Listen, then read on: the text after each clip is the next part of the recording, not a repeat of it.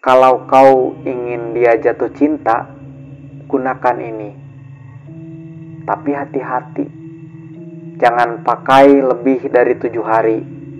Setelah itu, bukan dia yang akan menatapmu, tapi sesuatu yang lain.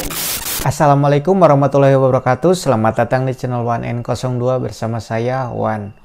Apa kabar kalian semuanya? Semoga kalian dalam keadaan sehat semuanya ya. Di video kali ini saya akan membacakan sebuah cerita horor. Cerita horor kali ini berjudul Semar Mesem. Sebelum ke videonya, pastikan lampumu sudah dimatikan karena mereka suka kegelapan.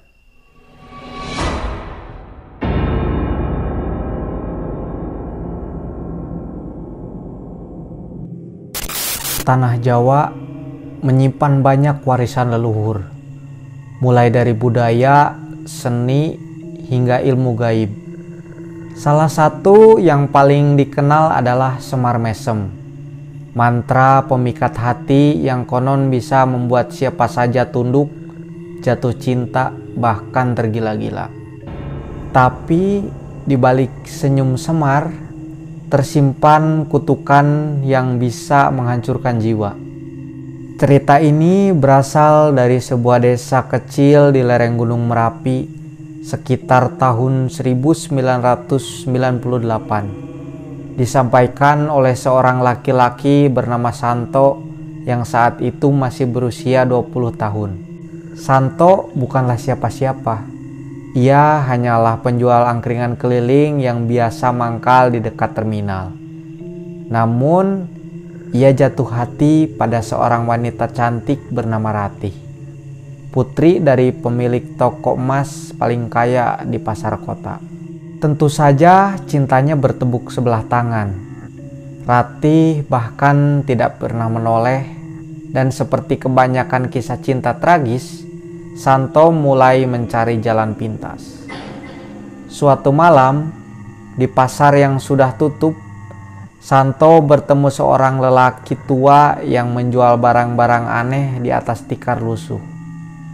Di antara taring macan, jimat hitam, dan botol-botol minyak wangi, matanya tertuju pada lempengan kuningan kecil bergambar Semar tersenyum lebar. Lelaki tua itu mendekat dan berkata, "Kalau kau ingin dia jatuh cinta, gunakan ini. Tapi hati-hati, jangan pakai lebih dari 7 hari. Setelah itu, bukan dia yang akan menatapmu, tapi sesuatu yang lain." Santo tertawa. Ia tidak percaya tahayul. Ia hanya ingin Ratih melihatnya, itu saja. Malam itu, sesuai petunjuk, ia menggenggam jimat Semar Mesem sambil membaca mantra yang tertulis di selembar daun lontar tua. Dan pagi harinya, Ratih berubah. Gadis itu datang ke angkringan Santo, duduk diam, menatap tajam, lalu berkata dengan suara pelan, "Mas Santo, aku mimpi tentangmu semalam. Kamu memanggilku." Santo terdiam, hatinya bergetar. Ia pikir jimat itu berhasil. Tapi perubahan Ratih bukan seperti cinta biasa. Ia menjadi terlalu patuh, menunggu Santo di luar rumahnya, menangis kalau tidak diberi perhatian, bahkan pernah memukul pelayan toko emas hanya karena menatap Santo. Hari keempat, Ratih mulai sering berbicara sendiri. Kadang ia menyebut nama Semar sambil tersenyum. Kadang ia tertawa keras tengah malam di depan rumah Santo. Hari keenam, tetangga mulai resah. Ratih ditemukan duduk di tengah jalan dengan mata terbuka lebar, menatap langit, dan mulutnya terus berkata, "Senyumnya manis sekali, senyumnya manis sekali." Santo mulai ketakutan. Ia kembali mencari laki-laki tua penjual jimat itu. Tapi lapaknya sudah tidak ada. Warga pasar bilang mereka tidak pernah melihat orang seperti itu. Malam ketujuh, Rati datang ke rumah Santo. Hujan deras, bajunya basah, rambutnya menempel di wajah. Ia tidak bicara, hanya berdiri di depan pintu dan tersenyum. Senyum lebar, sangat lebar, bahkan terlalu lebar. Dan di tangannya, ia memegang jimat semar mesem yang dulu diberikan pada Santo. Ini milikmu. Sekarang gantian kamu yang tunduk. Lampu rumah Santo padam seketika. Ia berteriak, tapi tak ada suara keluar. Tubuhnya kaku. Ia melihat bayangan besar muncul di belakang Ratih.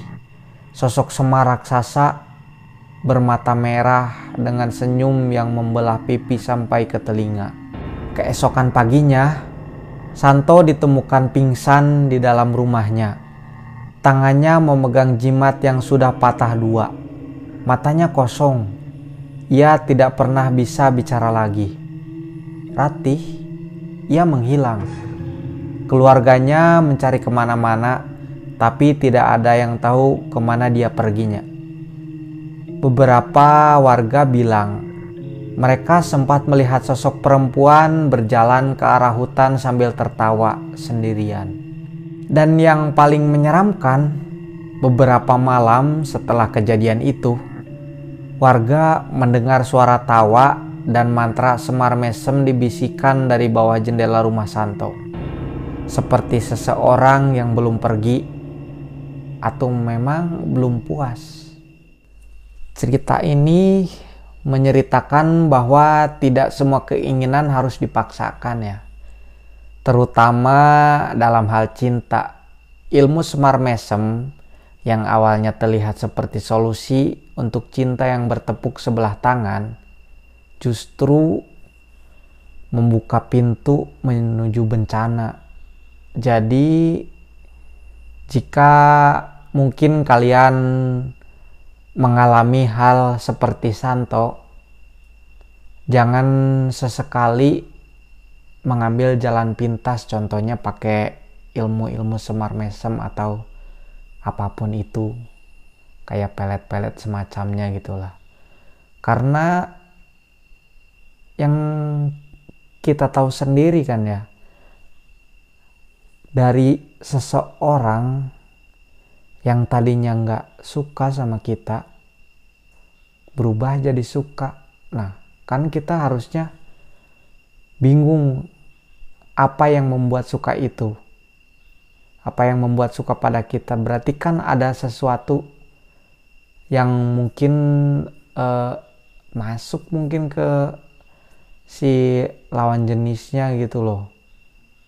Dan ya akhirnya seperti cerita ini, akhirnya cuma kesenangan sesaat, dan selebihnya bencana. Terima kasih telah menonton video ini sampai akhir. Jangan lupa support channel ini dengan cara like, share, dan subscribe. Sekian untuk video kali ini. Saya Wan.